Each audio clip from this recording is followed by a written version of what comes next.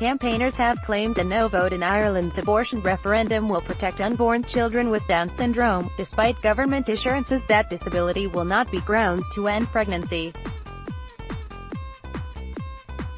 The Love Both campaign, which is calling for people to vote against repealing the 8th Amendment on May 25, launched a video on Tuesday featuring 23-year-old Conor O'Dowd, who has Down syndrome. The launch came after Taoiseach Leo Varadkar said it was wrong for the group to use children with the condition in campaign posters. He said the posters, which have also been criticized by Minister for Health Simon Harris, were an attempt to muddy the waters, and it was clear in proposed legislation that disability would not be grounds for an abortion.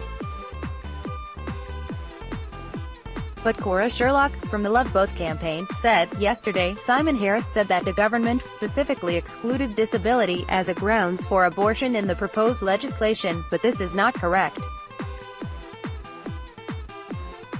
The reality is that there is no such exclusion in the bill, specific or otherwise.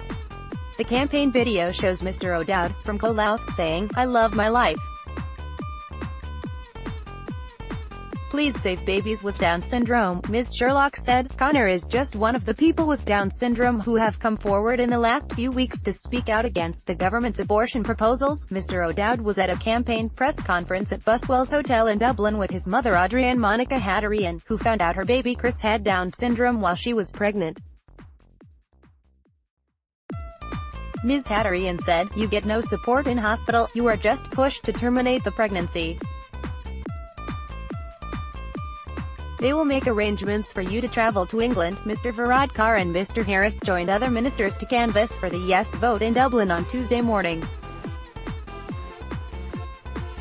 Mr. Varadkar said, "When we amended our constitution back in 1983 to outlaw abortion, people thought that's what it would do, but it hasn't. In reality, 9 or 10 women every day travel to the United Kingdom to end their pregnancies, and increasingly women are buying pills over the internet and taking them at home, so that is actually quite a dangerous situation, and we believe that we should face up to the reality of abortion and provide for it in our own country, but with the necessary restrictions." Campaigners from Women Hurt, a group of women who regret having abortions, held an event on Grafton Street in Dublin on Tuesday afternoon. Group co-founder Bernadette Golding said she terminated a pregnancy while living in England. She said, "Initially there was relief, but it was short-lived. I became depressed, anxious, panic-stricken and suicidal. I had nightmares, continuous nightmares about my aborted child. I was grieving for my baby, I was not grieving for a bunch of cells." Campaigners for both yes and no votes also gathered outside Leinster House, where pro-choice demonstrators attempted to cover anti-abortion placards by holding up white and rainbow-colored flags.